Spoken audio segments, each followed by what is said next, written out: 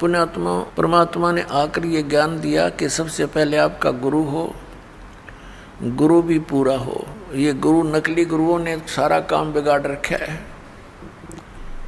तो सूक्ष्म वेद में कहा कि गुरुआं गाम बिगाड़े, संतो गुरुओं गाम बिगाड़े, ऐसे कर्म जीव कला दिए, ईब जड़े नहीं जाड़े।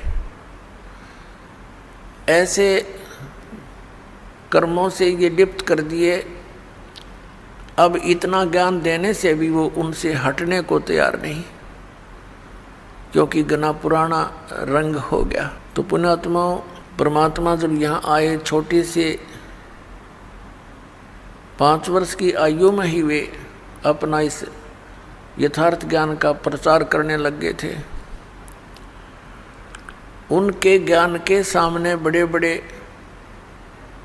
ऋषि, महर्षि, मंडलेश्वर सभी परास्त हो गए थे। लेकिन इस मन की ऐसी वृत्ति है, सच्चाई का ज्ञान हो जाता है फिर भी वहाँ से हिलने को तैयार नहीं। एक बार ये दास नगर नगर में, शहरों में सत्संग करने लगे थे। भक्तों ने सब मिलकर के एक स्कीम बनाई थी। सन 2003 में हमारा एक एपिसोड तैयार किया गया था परिभाषा प्रभु की, और उस आस्था चैनल के ऊपर उसको चलाया गया था। वो 6 महीने चला था। ये सभी संत और पंथ बौखला गए। इन्होंने उस आस्था चैनल के मालिक को इतना दबाव दे दिया कि इस प्रोग्राम को बंद कर दे, नहीं तो हम अपने सभी प्रोग्राम वापस ले लेंगे। ये तो अंडरस्टूड है। अब या तो ये चलेगा ज्ञान, ये जहाँ ये चलेगा उनका तो चल ही नहीं सकता। फिर कोई सुना है कोई नहीं उनने। तो उसने मजबूर हो करके हमारा प्रोग्राम बंद कर दिया। समस्या आई भी, परमात्मा का संदेश उसके बच्चों तक जाना था, निकाल के दूता ने टांग अड़ा दी। फिर स्कीम बनाई, नगर नगर में जाके प्रचार करें, पुस्तक बांटें और सीडी बना के दें। ये कार्यक्रम शुरू किया तो उसमें भी विरोध पैदा कर दिया। नगर नगर में फिर झगड़ा शुरू करने के लिए आने लग गए। तो जब ये दास ये ज्ञान सुना रहा था, एक बहन आई एक नगर में, एक शहर में, और उस शहर में लोकल जो चैनल होते थे, लोकल जो जैसे केबल सिस्टम होता है, उस पर हम 15-20 दिन पहले सीडी चलवा देते थे उसको दे करके, ताकि शहर शहर के लोग ये परिचित हो जाएं कि हम क्या बताना चाहते हैं। तो उस बहन ने बताया कि मैं टीवी देख रही थी, जल्दी जल्दी चैनल बदल रही थी। संतों के सत्संग सुनने का मुझे बहुत शौक था।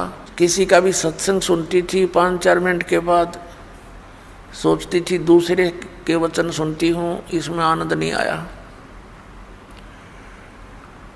तो ऐसे करते करते आपका ये प्रोग्राम मैंने देखा।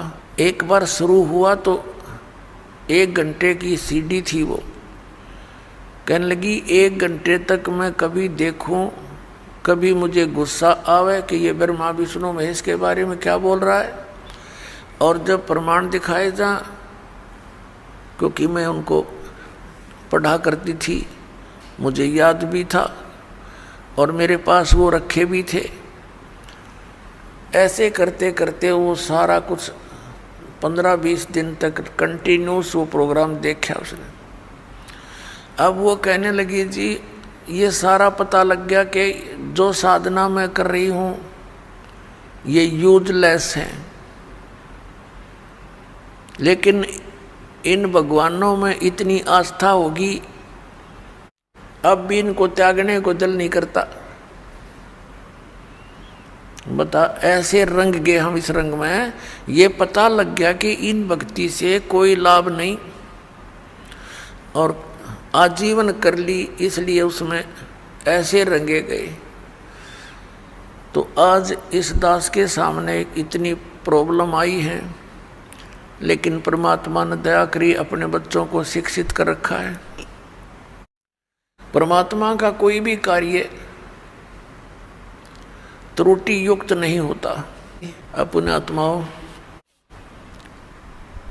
आप जरा सा विचार करिए, इस परमात्मा हमारे अपने पिता की तरफ देखो ध्यान से, वो हमारे लिए कितना भटक रहा है। परमात्मा कहते हैं कबीर जी, मैं रोवत हूँ सृष्टि को और सृष्टि रोवे मोहे, और कह कबीर हमारे वियोग को ये समझ ना सकता कोई। मैं तो इन बच्चों को रो रहा हूँ कि तुम गलत स्थान पर फंसे हो, यहाँ तुम्हारा कुछ भी नहीं है, तुम्हें मूर्ख बना रखा है ये बेटा या बेटी या कार या कोठी, आजीवन इसमें लगे रहते हो और 1 मिनट में मृत्यु कर देता है, फिर गधा बना कर छोड़ देता है।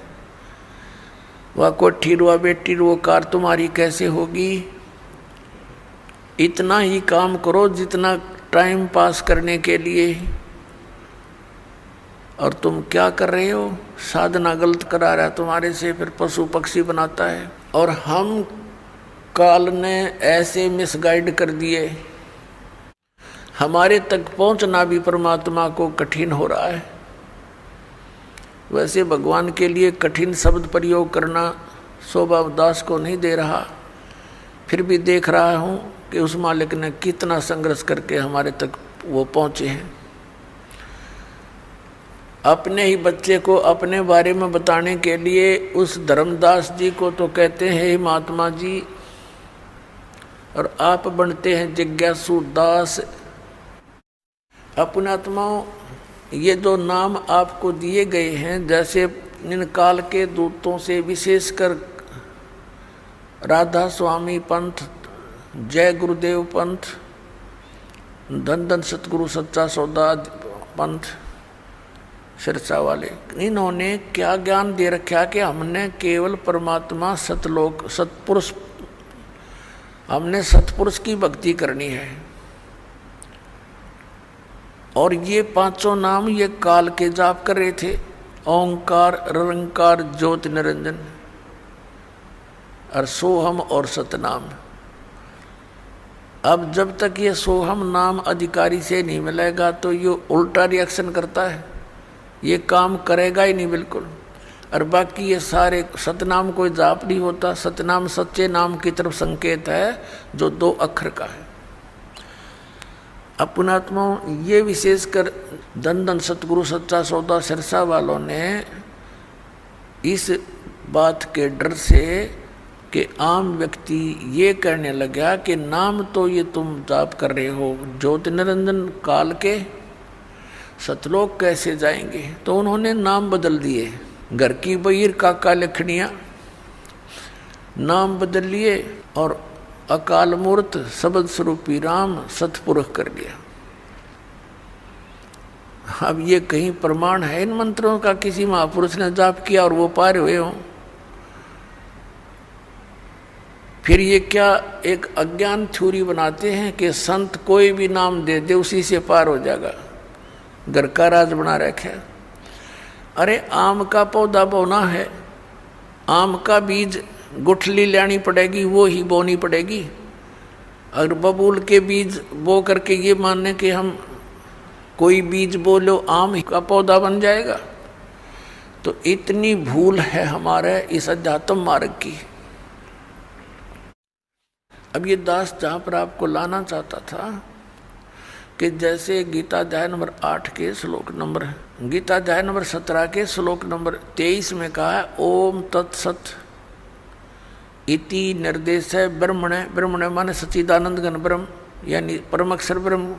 उस परम अक्षर ब्रह्म की प्राप्ति के 3 मंत्र के सिमरन का जाप है, और इसके सिमरन की विधि भी त्रिविध है, 3 प्रकार 3 विधि। जिनको तीनों मंत्र प्राप्त हैं उन पुण्यात्माओं को ज्ञान है कि ये तीनों मंत्रों की न्यारी न्यारी भक्ति विधि है।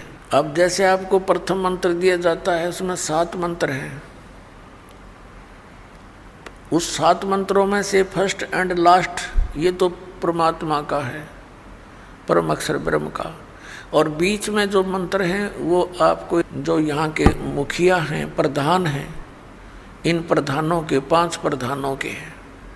गुरु ग्रंथ साहिब में भी ये 5 प्रधानों की जानकारी है कि ये 5 प्रधान हैं, इनके 5 शब्द हैं, मंत्र हैं, लेकिन वो गुप्त रखे हुए हैं। तो ये मंत्र दिए जाते हैं, ये इनकी पूजा नहीं है।